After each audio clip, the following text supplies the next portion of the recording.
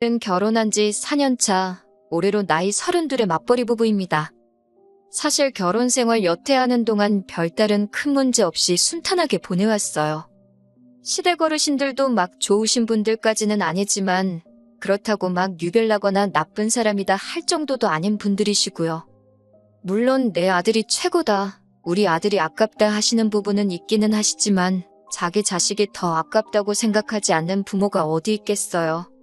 시댁 가서 그러면 친정 가서는 저희 부모님이 저를 더 예뻐해 주시기 때문에 시부모님 저러시는 건 대수롭게 생각하지 않습니다. 물론 저희 부모님이 저를 예뻐하는 것과 시부모님이 아들을 예뻐하는 것의 표현이 다르긴 해요. 그냥 우리 딸, 우리 아들 최고 정도로만 하시면 딱히 기분 상할 것 없이 좋겠는데 시부모님, 특히 시어머니는 가끔 제 앞에서 남편 자랑을 하는 게 아니라 저를 깎아내리면서 남편을 치켜 올려줄 때가 있으세요. 저보고 너는 우리 아들 만나서 팔자 폈다, 뭐 이런 식으로 잊을만 하면 한 번씩 툭툭 꺼내십니다. 남편하고는 연애 결혼을 했어요. 제가 직장 생활도 남편보다 훨씬 먼저 했어요. 남자가 물론 군대 때문에 구직 활동이 저보다 늦을 수밖에 없기는 한데 그렇다고 남편이 연애할 당시에 군대 때문에 늦어진 기간만큼을 커버하기 위해 발로 뛰어다니며 노력하는 모습을 절실하다고 느낀 적이 없어요. 되면 되고 말면 마는 거지 하는 느낌으로 대충 한다는 느낌이 더 강했지요. 그러다가 제가 지금 다니는 직장을 다니기 전에 몸담았던 회사에서 저한테 다시 같이 일해볼 생각이 없냐는 식으로 연락이 와서 저는 지금 다니는 곳이 마음에 들어서 어려울 것 같다, 대신에 제가 사람을 한 명 소개시켜드리겠다 해서 보낸 게 지금 남편인데 그래도 기본머리는 있어서 그런지 취직이 되더라고요. 아무튼 둘이서 같이 사는 데는 딱히 문제도 없고 둘이서 다투더라도 제가 먼저 참거나 남편이 먼저 사과하는 식으로 큰 싸움으로 번진 적이 한 번도 없어서 그런지 별것도 아닌 걸로 피 터지게 싸우는 사람들 보면 그냥 나는 평범하게 결혼 잘했구나 하는 생각을 했어요. 저와는 평범한 부부들이 다투듯이 가끔 싸우긴 하는데 다른 건 몰라도 남편이 저희 가족들과 친척들에게는 정말 잘했습니다. 저희 부모님께 잘하는 것은 물론 제가 어릴 적 친정부모님이 사업하시느라 바쁠 때 저를 돌봐주셨던 저희 친할머니에게도 엄청 잘했어요. 친할머니께서는 워낙 옛날 분이시니 남아선 호사상이 약간 몸에 배어있어서 그러신지 불편해할 법도 한데 군소리 없이 할머니 자주 찾아뵙는 모습에 항상 저한테 남편 잘 만났다고도 하시고 저보고 요즘 저런 남자가 어딨냐고 남편에게 잘하라고도 하셨습니다. 그리고 남편이 워낙에 잘했기 때문에 남편을 참 마음에 들어하기도 했고요. 그러다 최근 얼마 전에 저의 친할머니께서 교통사고로 돌아가시게 되었습니다. 할머니께서 보험도 많이 들어놓으셨고 해서 보험금도 많이 나왔고 교통사고의 원인이 된 가해자도 사죄의 의미로 돈을 많이 보내왔어요. 합의금 목적은 아니고 이 분도 본인이 젊을 적에 어머니를 사고로 잃은 분이시라고 합니다. 그렇게 원망을 했는데 정작 본인이 사고를 내면서 저희 할머니가 그렇게 되셨으니 자기도 어떻게 해야 할지 모르겠다며 울면서 죄송하다고 사죄를 하시더라고요. 그래서 할머니 앞으로 나온 보험금에 이 분이 주고 가신 현금만 해도 엄청 큰 돈이 되었다고 합니다. 저는 이 사실을 사실 할머니 장례식이 끝날 때까지 알지 못했어요. 아무튼 할머니의 장례식은 그 돈으로 치르게 되었고 그러고 나서 할머니 앞으로 남게 된 유산에 대해서 아버지와 어머니가 어떻게 하실지 논의를 하고 계시던 와중에 장례식에 참석했던 저와 남편이 그 이야기를 듣게 되었습니다. 사실 할머니께서 노안으로 돌아가신 것도 아니고 사고 때문에 떠나가신 터라 다들 경황이 없고 허망한 상황인데 남편은 그 와중에도 저를 쿡쿡 찌르면서 보험금이 얼마나 나왔길래 저런 걸 심각하게 사기까지 하시냐고 저에게 물어보더라고요. 제가 결혼해서 친정에서 살고 있는 것도 아니고 매일 저녁에 같이 잠들고 매일 아침에 같이 일어나는 부부인데 그걸 어떻게 알겠어요? 정말 모르니 나는 아는 바가 없다고 대답했는데 어떻게 저보고 모를 수 있냐고 하더라고요. 그리고 빨리 아버지한테 가서 우리 앞으로도 뭐 돌아올 몫이 있는지 한번 알아보라는 거예요. 조금 그랬어요.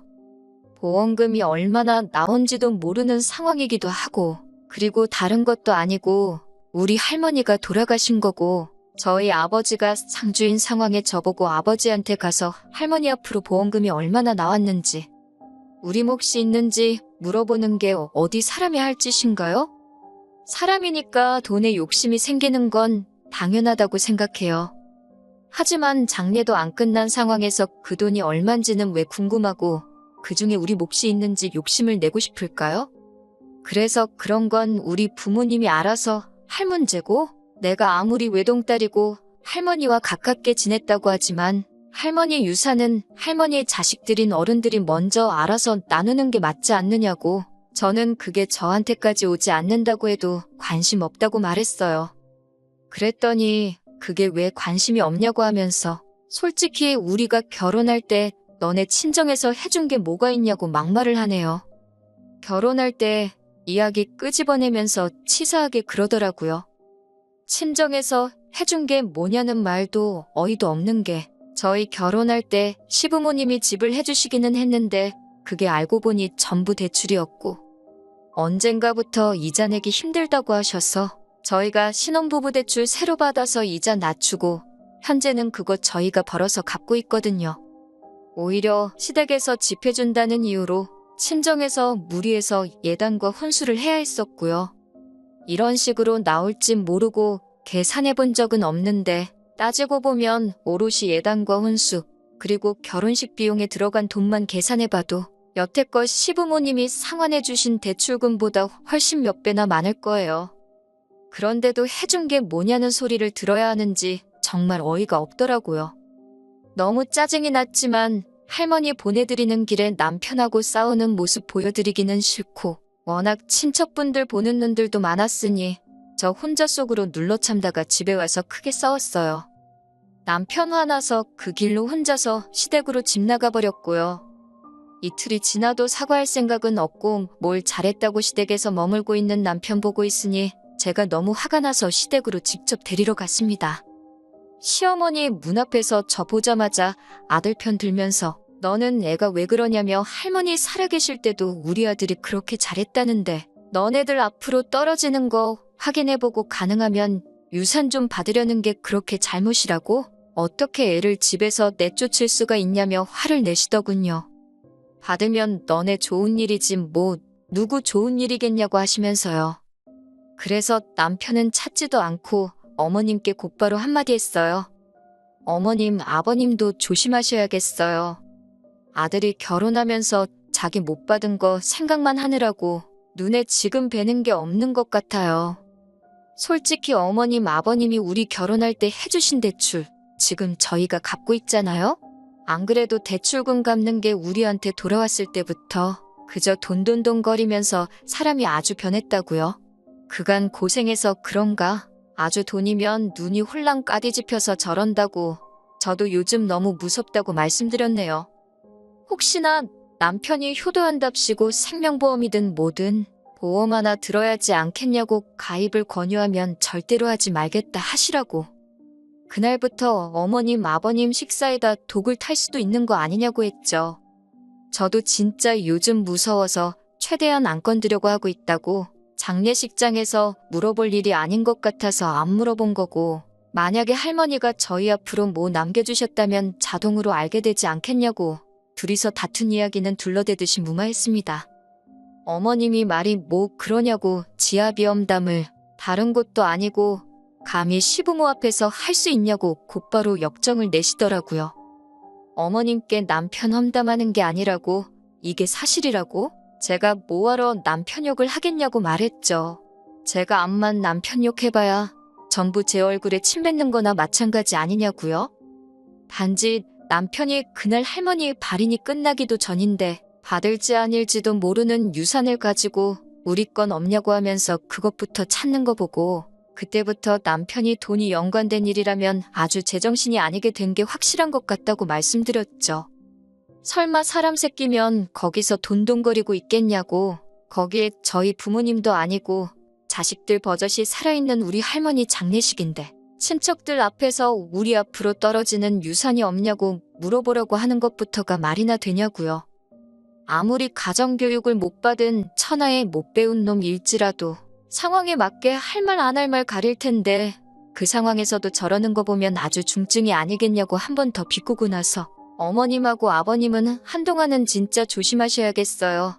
안 그래도 집에 못 보던 보험 책자가 보여서 귀뜸해드리는 거예요. 하고 말씀드리고 남편은 대충 달래서 집으로 데려갔습니다. 남편은 또 시부모님 댁에서 혼자 생각하며 정신을 차린 건지 자기가 너무했다며 저한테 자기가 말이 심했다고 넙죽 사과를 하더라고요. 그렇게 자식 아끼는 시부모님이셨기 때문에 저는 그때 그냥 화풀이식으로 말한 거라 별로 대수롭지 않게 생각했어요.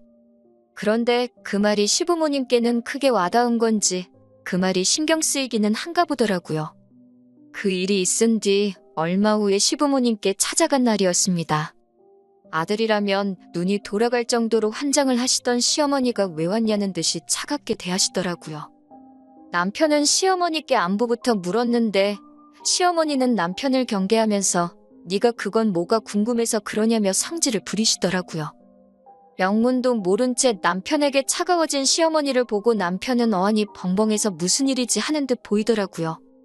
저녁 식사를 사주겠다는데도 제가 한 말이 그렇게 신경이 쓰이셨는지 끝끝내 외식하자는 제안은 거절하시고 어머님 냉장고에 있던 재료와 밑반찬들만 가지고 식사를 차려주셨어요.